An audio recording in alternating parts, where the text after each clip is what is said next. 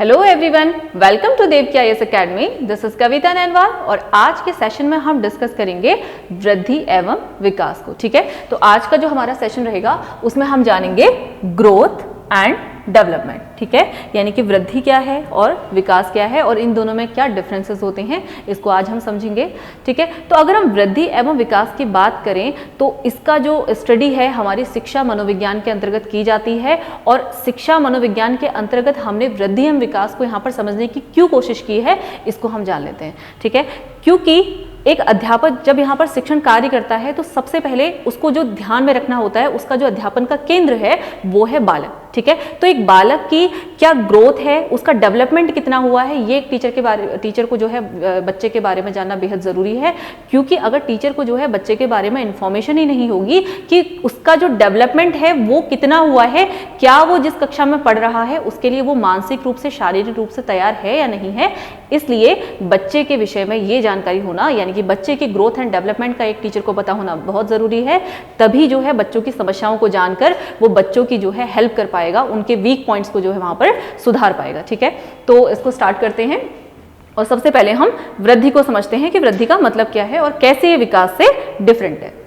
वृद्धि का सामान्य अर्थ है मानव शरीर के विभिन्न अंगों का विकास तथा अंगों के कार्य करने की क्षमता। ठीक है, तो अगर हम केवल वृद्धि की बात करें तो वृद्धि क्या है?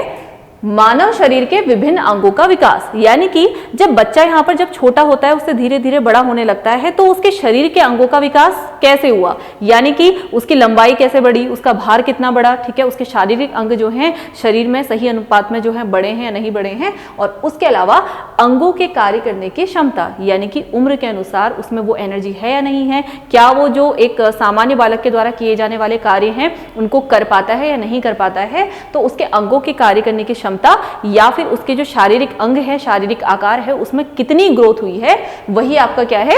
वृद्धि। ठीक है, तो वृद्धि को जो है हम यहाँ पर केवल शारीरिक वृद्धि के तौर पर यहाँ पर समझते हैं, अर्थात वृद्धि का अर्थ है शारीरिक वृद्धि। ठीक है, तो इसका मतलब जो केवल आपका जो फिजिकल ग्रोथ है वही आपका सिंपली आपका क्या कहलाएगा? ग्रोथ कहलाएगा। इसमें हम अन्य पक्षों की बात नहीं कर रहे। ठीक है, इसके अलावा एक फ्रैंक की हमने डेफिनेशन यहाँ पर मेंशन की हुई है, शरीर के किसी विशेष पक्ष में जो परिवर्तन होता है उसे वृद्धि कहते हैं। ठीक है, तो क्योंकि वृद्धि का अर्थ है शारीरिक वृद्धि, इसका मतलब शरीर का कोई भी भाग, ठीक है, जैसे आपके हाथ हैं, पैर है, हाथ पैरों की जो उंगलियां हैं और उसके अलावा आपकी जो बॉडी ऑर्गन्स है, इनकी ग्रोथ किस तरीके से हो रही है, इनके आकार में किस प्रकार से परिवर्तन आ रहा है, यही आपका क्या कहलाएगा? वृद्धि कहलाएगा। और वृद्धि की जो प्रकृति है उसको समझते हुए जो है हम इसके अर्थ को और ज्यादा अच्छे से ग्रहण कर पाएंगे। जैसे वृद्धि को एक और यहाँ पर शिक्षाविद ने डिफाइन करते हुए बोला है, वृद्धि से व्यक्ति शारीरिक रूप से बड़ा और भारी होता है। ठीक है, यानी कि अगर एक बच्चे का जो अगर फिजिक ऐसा है कि वो साइज में बड़ा होते जा रहा है और उसका जो वजन है वो बढ़ता जा रहा है, तो उसी को हम क्या कहते हैं? वृद्धि कहते हैं। ठीक है, तो अब इसमें हम ये बात नहीं कहेंगे कि जो एक बूढ़ा व्यक्ति होता है उसका तो धीरे धीरे यहाँ पर क्या हो रहा है? वजन कम हो रहा है या फिर उसके शरीर के आकार में यहाँ पर जो है घटोतरी हो रही है, ना कि बढ़ोतरी। ठीक है, यहाँ पर हम जो ग्रोथ की बात कर रहे हैं, हम एक शैशवावस्था से जब यहाँ पर किसी चीज को प्रारंभ कर रहे हैं, यानी कि वृद्धि की जब हम बात कर रहे हैं तो हम शैशवावस्था से कर रहे हैं, जहां से आगे चलते चलते बच्चे की जो फिजिक है वो बढ़ती जाती है और उसका वेट भी धीरे धीरे बढ़ता जाता है। तो ऐसे इसको डिफाइन किया गया है। इसके अलावा वृद्धि मात्रात्मक होती है। मात्रात्मक मतलब इसको मेजर किया जा सकता है। अब मेजर किए जाने वाले कौन कौन से एस्पेक्ट्स हो सकते हैं? जैसे हाइट। ठीक है, तो किसी बालक की हाइट कितनी है? ठीक है, माना उसकी हाइट जो है 4 फुट 10 इंच है, तो आप जो है इस हाइट को मेजर कर पा रहे हैं, इसका मतलब ये कैसी हो गई? मात्रात्मक। उसके अलावा बच्चे का वजन कुछ ना कुछ फिक्स होगा, माना उसका वेट 45 kg है। ठीक है, तो इसको भी जो है आप मेजर कर सकते हैं। उसके अलावा हमने कहा उसकी हाथ की लंबाई कितनी है, उसकी उंगलियां जो है बड़ी हैं, छोटी हैं, इस तरीके से अगर हम किसी भी उसके शारीरिक फैक्टर की बात कर रहे हैं तो उसको हम यहाँ पर मेजर कर सकते हैं। ठीक है, तो शरीर की वृद्धि को यहाँ पर मेजर किया जा सकता है, इसीलिए जो वृद्धि होती है वो मात्रात्मक होती है। इसके अलावा वृद्धि निरंतर नहीं होती है। ठीक है, तो आपने अपनी ही ग्रोथ के दौरान या फिर आपके घर में अगर कोई छोटे बच्चे हैं उनकी ग्रोथ के दौरान ये नोटिस किया होगा कि वृद्धि लगातार नहीं होती। हालांकि बहुत ही एक मिनिमल आप कह सकते हैं रेशियो में बहुत 0.001% भी आपका किसी न किसी सेकंड पे जो है वो बढ़ रहा होगा, लेकिन जो है आप अगर उसको प्रत्यक्ष रूप से देखें तो वृद्धि जो है लगातार नहीं हो रही। जैसे हम बात करें बच्चे जो है एक सर्टेन एज तक एक हाइट को गेन करते हैं और उसके बाद कुछ टाइम बाद उस हाइट पर रुक जाते हैं, फिर कुछ समय बाद जो है वो ग्रोथ फिर से स्टार्ट हो जाती है। तो वृद्धि जो है लगातार एक साथ नहीं हो रही, बीच बीच में रुककर भी हो सकती है, तो वृद्धि निरंतर नहीं होती। इसके अलावा वृद्धि की गति एक समान नहीं रहती है, ठीक है। ये आपने ऑब्जर्व किया होगा कि जब बच्चे छोटे होते हैं, ठीक है, तो 0 से लेकर आप कह सकते हैं लगभग 3 वर्ष तक तो जो है एकदम से नहीं बढ़ते। 3 वर्ष के बाद बच्चों की हाइट जो है और जो उनका वेट है, उनका शरीर का आकार है, वो 3 के बाद जो है और तेजी से बढ़ने लगता है, ठीक है। उसके बाद फिर वो किशोरावस्था तक, फिर उनकी बाल्यावस्था में जो है थोड़ी सी ग्रोथ स्लो हो जाएगी। उसके बाद वो थोड़े से स्टेबल हो जाएंगे अपने आकार, अपने साइज और अपने वजन में। और उसके बाद जब किशोरावस्था आती है तो आपने देखा होगा लड़कों की हाइट जो है एकदम से बढ़ने लगती है, उनके फिजिक में चेंजेस आने लगते हैं। तो इसलिए वृद्धि की गति हमेशा एक समान नहीं रहती है, यानी कि अलग अलग टाइम पीरियड में बच्चे जो हैं अलग अलग स्पीड से यहाँ पर ग्रो करते हैं। ना सिर्फ अपने आप में बल्कि एक दूसरे से भी ये गति भिन्न होती है। कुछ बच्चे हो सकता है 10 की एज में जो है एकदम से 8 से 10 की एज के बीच में जो है जल्दी से हाइट गेन कर रहे हो, और कुछ बच्चे हो सकता है 10 से 12 की एज के बीच में जो है ज्यादा तेजी से गेन कर रहे हो। तो वृद्धि की गति ना सिर्फ एक व्यक्ति में ही समान होती है बल्कि 2 इंडिविजुअल्स में भी अलग अलग एज ग्रुप में अलग अलग उनके जो है वहां पर ग्रोथ फैक्टर्स वेरी करते हैं। इसके अलावा शारीरिक वृद्धि को देखना मानसिक वृद्धि की अपेक्षा सरल है, ठीक है। तो क्योंकि जैसे मानसिक वृद्धि की हम बात करें, ये भी कहीं ना कहीं आपका जो है वृद्धि में काउंट किया जा सकता है, क्योंकि जहां जहां आपका फिजिकल डेवलपमेंट हो रहा है, फिजिकल ग्रोथ हो रही है, वो जो है आपके कहीं ना कहीं मेंटल ग्रोथ को भी इफेक्ट करेगी। जैसे हमने बात करा, अगर बच्चे को कहीं चोट आ गई, ठीक है, शारीरिक रूप से किसी तरीके से उसको मतलब कोई क्षति पहुंची है, तो कहीं ना कहीं उसका इफेक्ट क्या होगा, उसकी मेंटल ग्रोथ पे भी पड़ेगा। या फिर आप कह सकते हैं कि जैसे बच्चे का कोई एक्सीडेंट हुआ, माना उसके पैर पे कुछ ऐसा हादसा हुआ, किसी बच्चे ने पैर खो दिया या किसी ने अपनी आंखें खो दी, तो उससे भी क्या होगा, बच्चे की लर्निंग इफेक्ट होगी, बच्चे की जो ग्रोथ है उस पर ऐसा असर पड़ेगा कि वो उसकी जो मेंटल स्टेट है उसको भी प्रभावित करेगी। तो आपका जो वृद्धि है उसमें आपकी शारीरिक वृद्धि और मानसिक वृद्धि दोनों शामिल होंगे, ठीक है। जैसे मानसिक वृद्धि में भी क्योंकि आपने देखा है कि धीरे धीरे ये भी ग्रो करती है, आपका जो IQ लेवल है वो एक विद टाइम जो है आपका धीरे धीरे बढ़ रहा है। आप जैसे जैसे सीखते जाते हैं आप चीज़ों को गेन करते जाते हैं। और अगर बात की जाए देखने की, तो शारीरिक वृद्धि तो आपकी प्रत्यक्ष रूप से विजिबल होती है, और अगर हम मानसिक वृद्धि की बात करें तो अलग अलग जो साइकोलॉजिकल टेस्ट होते हैं उसके द्वारा इसको मेजर किया जाता है, जैसे in the form of IQ, ठीक है। अब IQ कैसे निकलता है, इसका फॉर्मूला आपने बीएड के टाइम पर पढ़ा होगा। जो आपकी मेंटल एज होती है, यानी कि आपको जो क्वेश्चंस पूछे गए हैं आप उसके कैसे आंसर्स कर रहे हैं, ठीक है। तो आपकी मेंटल एज यानी कि आप माना 8 साल के हैं और आप जो है 10वीं कक्षा के बच्चों के आंसर, 10वीं कक्षा के लायक जो आपकी नॉलेज होनी चाहिए वो आप गेन कर चुके हैं, तो आपकी जो मेंटल एज होगी वो कितनी हो जाएगी 10, और आपकी जो एक्चुअल एज है, या इसको कहते हैं क्रोनोलॉजिकल एज भी कहा जाता है, तो जो आपकी CA यानी कि क्रोनोलॉजिकल एज है वो 8 है, मेंटल एज 10 है। तो आप क्या करेंगे, mental as upon chronological age into 100, तो आपका 10/8 इंटू 100, ठीक है। तो ऐसे आप कैलकुलेट करेंगे तो 125 आपका IQ आ गया, ठीक है। तो जो अलग अलग साइकोलॉजिकल टेस्ट हैं या फिर इस प्रकार के फॉर्मूले हैं उसके द्वारा मानसिक वृद्धि को भी मापा जा सकता है, लेकिन देखने की बात की जाए तो शारीरिक वृद्धि को देख पाना अपेक्षाकृत ज्यादा सरल है।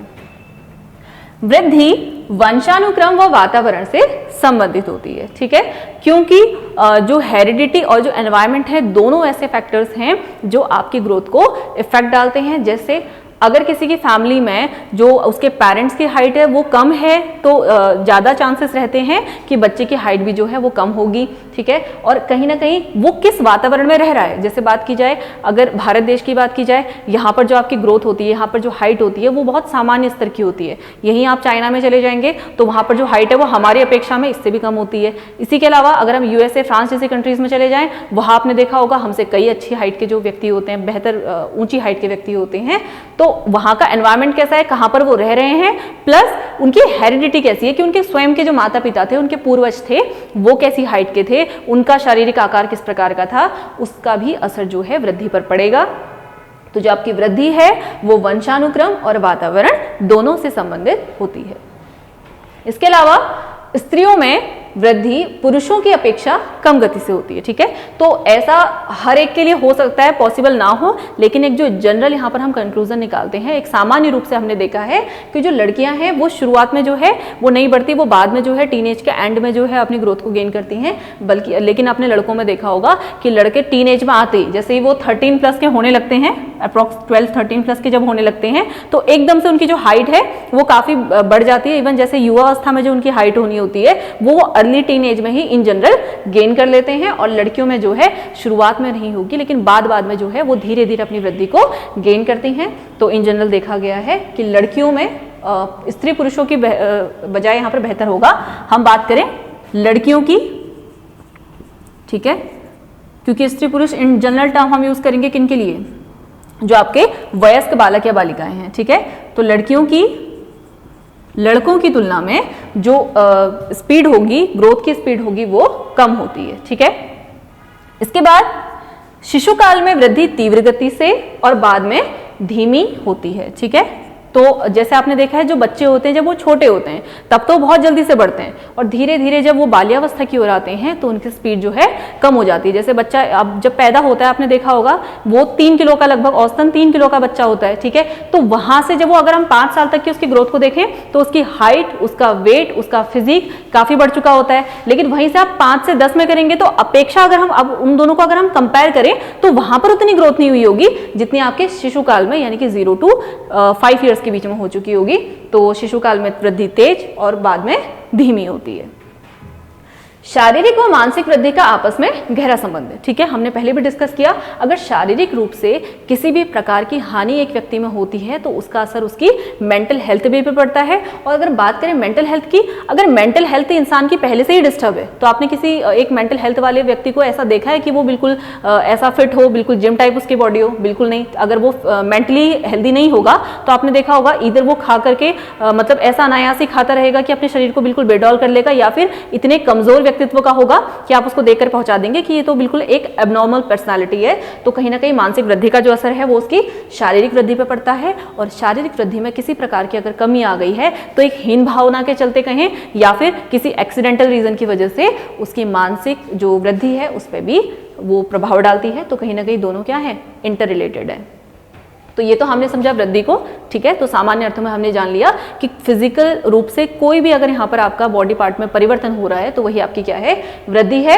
अब विकास को समझे तो विकास परिपक्वता की ओर अग्रसर करता है, ठीक है। यानी कि विकास जो है एक व्यक्ति या एक बालक को मैच्योरिटी की तरफ ले जाता है।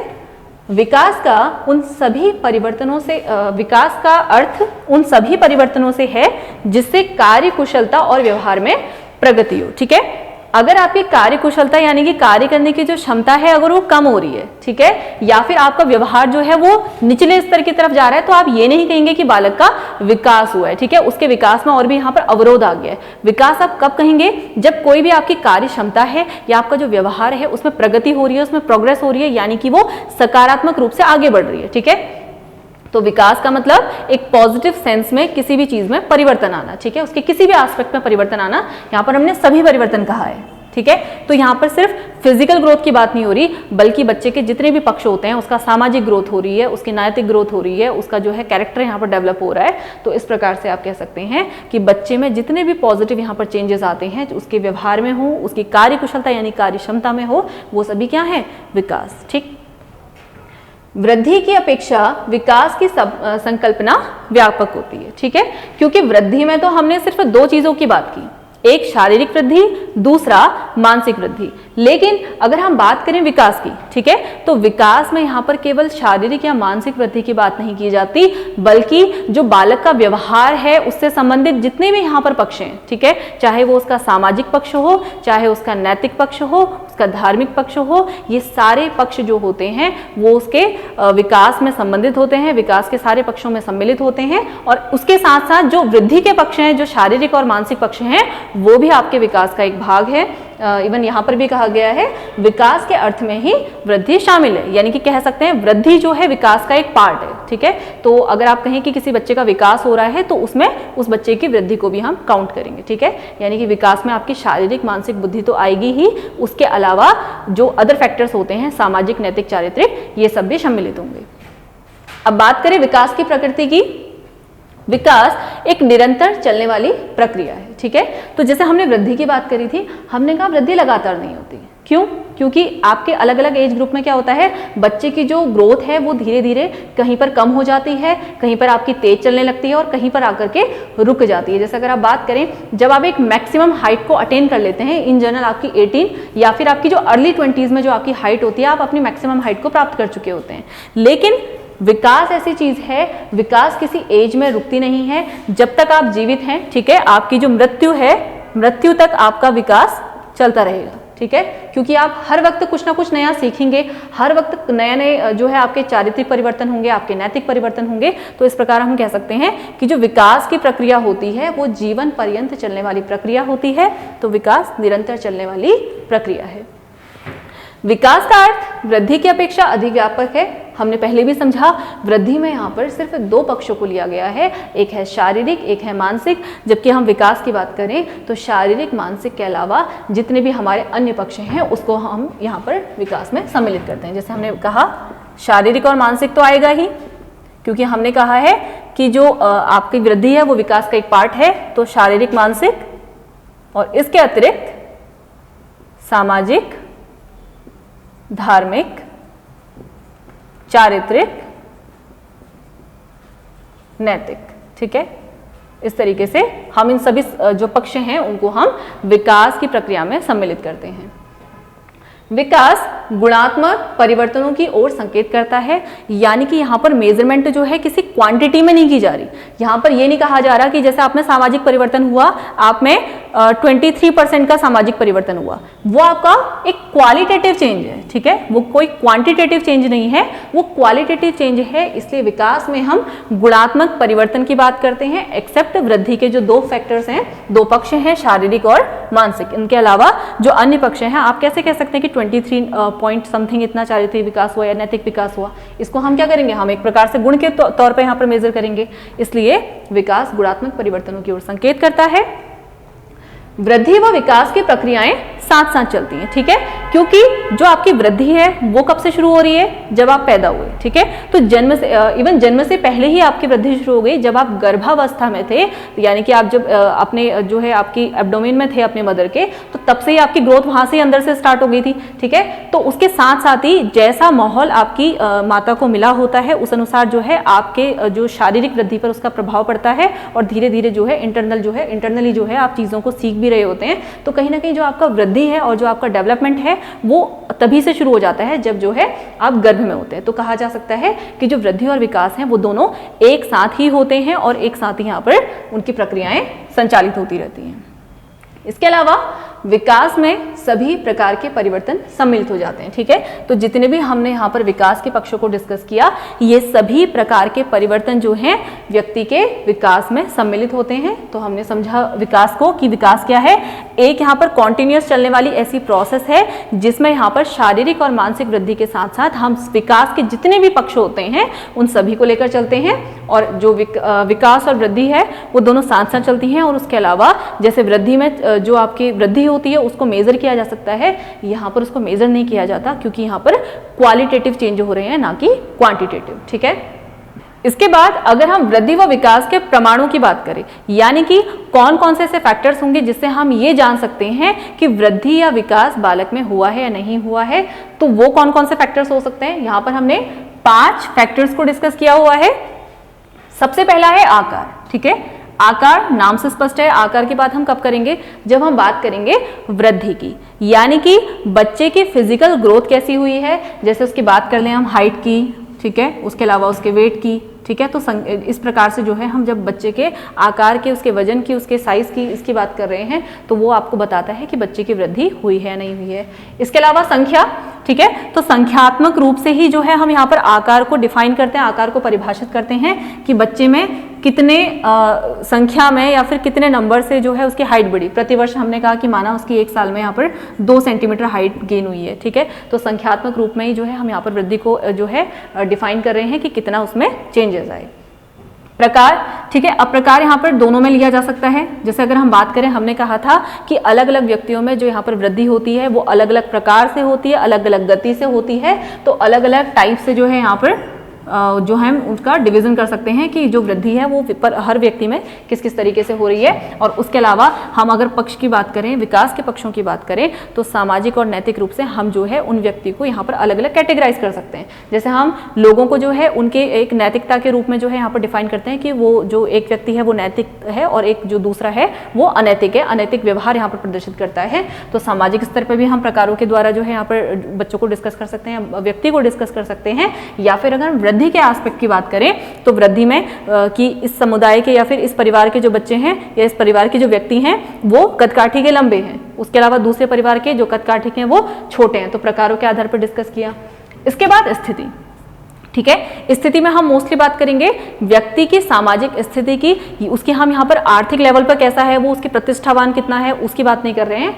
सामाजिक रूप में उसने अपना कैसी एक छवि यहाँ पर जो है लोगों के बीच में बनाई हुई है उसकी हम बात करेंगे, यानी कि लोग उसको किस प्रकार से देखते हैं, ठीक है। एक रिस्पेक्ट की नज़र से देखा जाता है या फिर उसकी कोई वैल्यू नहीं है, उसके जो वैल्यूज़ हैं वो काफ़ी डाउन है, उस तरीके से देखते हैं, या फिर उनकी जो है एक प्रतिष्ठा समाज में बनी हुई है। तो स्थिति के आधार पर जो है हम यहाँ पर व्यक्ति के विकास को यहाँ पर जांच सकते हैं।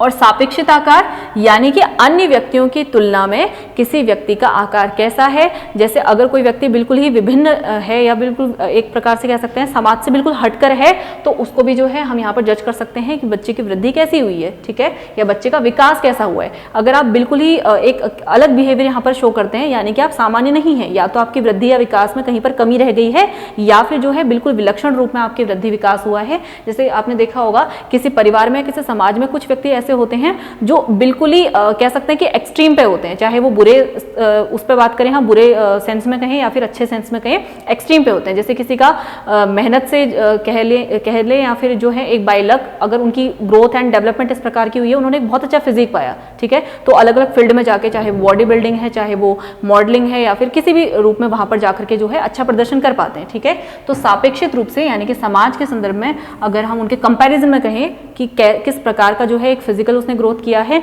या फिर किसी विकास के पक्ष को कैसे उसने जो है ग्रहण किया है, उस आधार पर भी जो है हम यहाँ पर इसकी जांच कर सकते हैं। यानी कि 5 प्रमाणों को हमने यहाँ पर डिस्कस किया कि वृद्धि और विकास को किस किस तरीके से हम देख सकते हैं। अब दोनों में डिफरेंस क्या है, वैसे तो इनकी परिभाषाओं से, इनकी प्रकृति से ही समझ गए हैं, फिर भी जो है हम इनके एक इसको जो है संक्षेप में ला करके यहाँ पर रख करके देख सकते हैं दोनों एक दूसरे से कैसे अलग हैं। वृद्धि की बात करें तो इसमें बात होती है फिजिकल चेंजेस की, यानी कि शरीर में कौन कौन से परिवर्तन आ रहे हैं और शरीर के साथ साथ मानसिक रूप से उसमें कैसे चेंजेस आए हैं। तीव्र बुद्धि हुई है, मंद बुद्धि का बालक है, या फिर अगर उसने टाइम के साथ साथ उस चीज को ग्रो किया है तो कितना ग्रो किया है।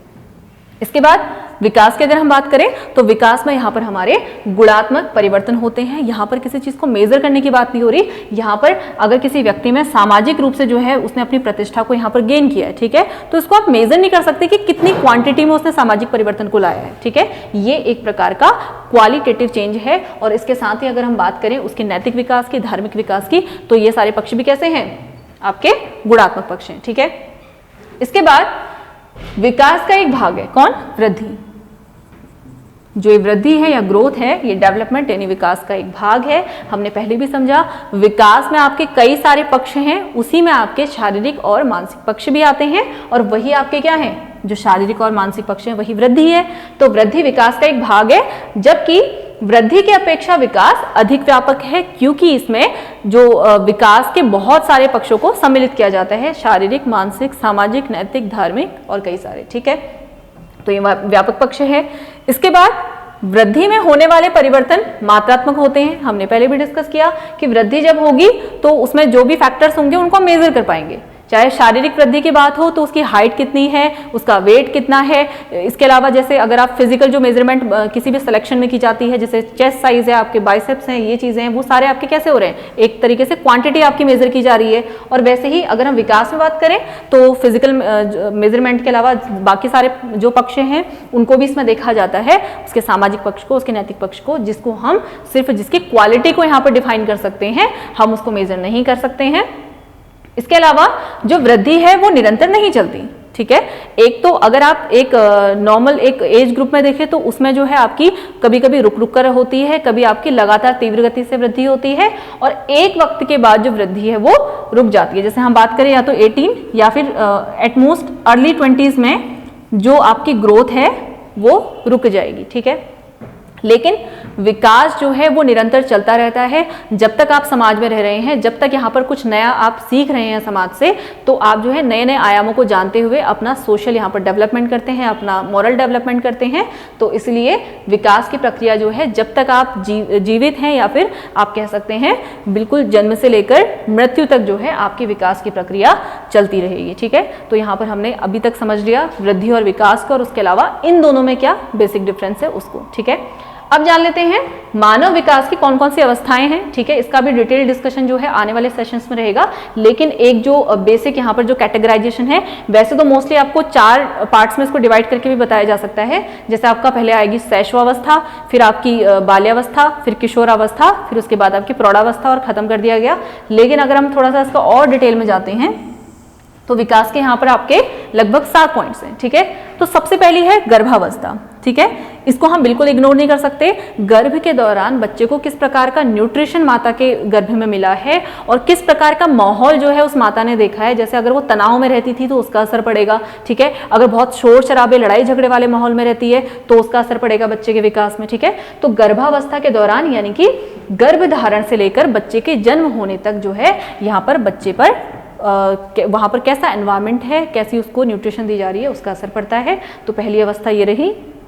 इसके अलावा जो दूसरी है शैशवावस्था। ठीक है, यानी कि जो शिशु की जो अवस्था होती है, जैसे बच्चों जो 5 साल तक के बच्चे होते हैं वो आपके शिशु कहलाते हैं, यानी कि शैशवावस्था 0 to 5, या फिर कह सकते हैं जन्म से 5 वर्ष तक की अवस्था।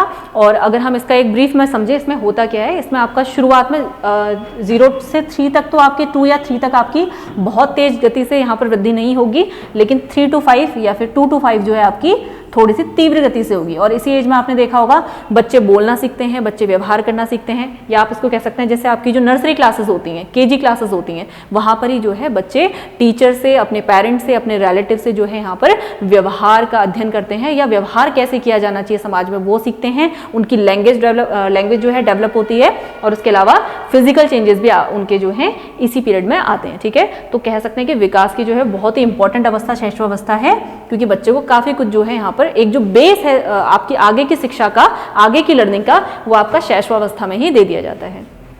इसके बाद बाल्यावस्था की हम बात करें, ठीक है, तो शैशवावस्था के जो नेक्स्ट बिल्कुल आएगी जो अवस्था आएगी वो है आपकी बाल्यावस्था 5 to 12। ठीक है, तो इसमें जो है इसको भी हम अगर कहें तो एक पूर्व बाल्यावस्था और जो उत्तर बाल्यावस्था है उसमें भी डिवाइड फर्दर किया जा सकता है।